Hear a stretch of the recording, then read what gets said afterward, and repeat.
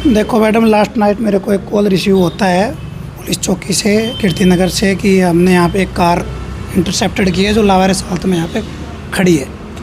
तो उन्होंने मेरे को फ़ोन किया, तो मैं कहीं पे लास्ट काफ़ी रात हो गई थी, रात के टाइम कार्रवाई हो नहीं सकती थी। तो मैंने ये कहा कि आप अपने जो भी है कार को अपनी कस्टडी में ले लिए। तो उन्होंने कस्टडी लेके ये कार यहाँ पे अंडर कैमरा सर्विलांस के लेके खड़ा किया और ड्राइवर वहाँ पे प्रेजेंट था। उसके बाद आज आने के बाद मैंने ये पूरा कंसाइनमेंट थ्रू आउट चेकिंग किया है।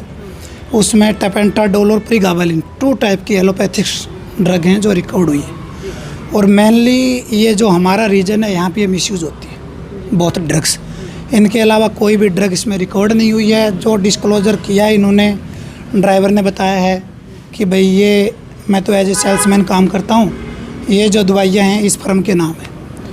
तो इन बिटवीन जो भी ओनर था अपना शॉप का, वो यहाँ पहुँचता है और मेरे सामने बिल प्रोड्यूस करता है। तो मैं बिल चेक करने में पा रहा हूँ कि ये मेरे को लगता है कुछ आफ्टर थॉट हो सकता है। ये तो बिल वेरिफिकेशन के बाद ही पता लगेगा, क्योंकि कल ये एट ए टाइम अगर बिल प्रोड्यूस कर देते या मेरे को ये इन्फॉर्म कर देते कि ऐसे ऐसे बिल हैं, बैच नंबर और वो हमने देख लिए, थोड़ा मैच कर रहे हैं। आगे कार्रवाई के लिए कुछ बिल वेरिफिकेशन के लिए मैं अपनी कस्टडी में ये ले रहा हूँ। रिकॉर्ड से इनके बिल खंगाले जाएंगे, जहाँ से माल आया है वहाँ ट्रैकिंग करके देखा जाएगा। अगर बिल मैच कर जाते हैं तो आगे की कार्रवाई करेंगे।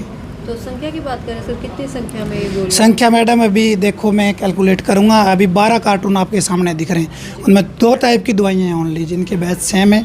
वो आपकी टेनिडोल 100 जिसमें टेपेंटाडोल है और प्रीगाबेलिन आपका है कैप्सूल IP। और बॉक्सेस सील कर दिए गए हैं मैडम। अभी जिनकी प्रेजेंस में साइन करेंगे, कल या परसों इनके कस्टडी ऑर्डर ऑनरेबल कोर्ट से लिए जाएंगे। उनके बाद आगे कार्रवाई होगी। ये बैन गोलियां नहीं है। अगर बैन गोलियां होती तो इस तरीके का जखीरा नहीं पकड़ा जाता। सप्लाई करने वाला भी घेरे में रहता और बेचने वाला भी घेरे में रहता। हमारे रीजन में देखो यहाँ पे पहले चिट्टे का, अफीम का काफ़ी आदी लोग रहते हैं। इनमें एक तो जो प्रीगाबलिन है वो न्यूरोपैथी में यूज़ होता है, मसल रिलैक्सेंट में।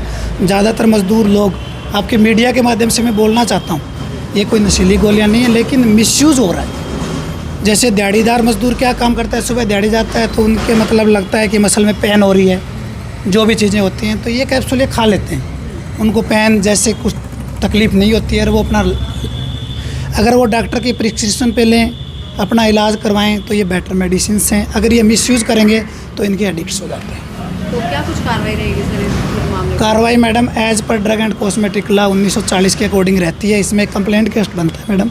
फॉर्म 16 लगने के बाद कोर्ट से कस्टडी ऑर्डर लिए जाते हैं। जो फर्म है जिससे एक्यूज से पकड़ी गई हैं उनको नोटिस जाएगा, वो उनका रिप्लाई देंगे। उनसे हम अगर सेटिस्फाई होते हैं तो वो अपना सुपरदारी जो भी आगे का वो कोर्ट में क्लेम करेंगे। कोर्ट जैसा हमें ऑर्डर करेगा हम फॉलो करेंगे। मेरा ड्रग इंस्पेक्टर सुनील कुमार, मैं करंटली सिरसा 2 यानी डबवाड़ी और रानिया रीजन में आपका पोस्टेड हूँ। और ये मेरे पास सिरसा 1 जो है आपका एडिशनल है। मैं आपके मीडिया के माध्यम से आपको ये भी, और मेडिकल जितने संचालक हैं उनसे तो हमारी ख़ास तौर से रिक्वेस्ट होती रहती है, जितने ड्रग कंसाइनमेंट इस टाइम रिकवर्ड हो रहे हैं, ये देखो आप कई मेडिकल से तो रिकवरियाँ जो हो रही हैं बहुत रेयर हो गई हैं। ये एक तो NDPS एक्ट के तहत कवर नहीं होती है, लोगों को कोई भय नहीं है। और ख़रीदने वाले कंज्यूम ज़्यादा हो रहा है तो आउटर साइड में बहुत ज़्यादा बिकने लगी हैं। ये ब्लैक मार्केटिंग हो रही है टोटली। और आपके मीडिया के माध्यम से मैं मेडिकल स्टोरों और संचालक हैं उनको चेतावनी देना चाहता हूँ, इस तरीके के इलीगल बिजनेस में जो ये दवाइयाँ मंगा रहे हैं उनका हम डाटा खंगाल रहे हैं। किसी भी तरीके से कोताही डिपार्टमेंट की तरफ से नहीं बताई। तो कहाँ से मंगवाई गई थी? ये जो बिल प्रोड्यूस किया गया है ये पानीपत की कोई फर्म का है। वो वैलिड बिल है और वैलिड ही इनके पास लाइसेंस है खरीदने का। लेकिन ये है, कहने की बात मेनली है कि यही 2 दवाइयाँ क्यों रिकॉर्ड हुई, बाकी इनके साथ कोई दवाइयाँ मिसयूज़ नहीं।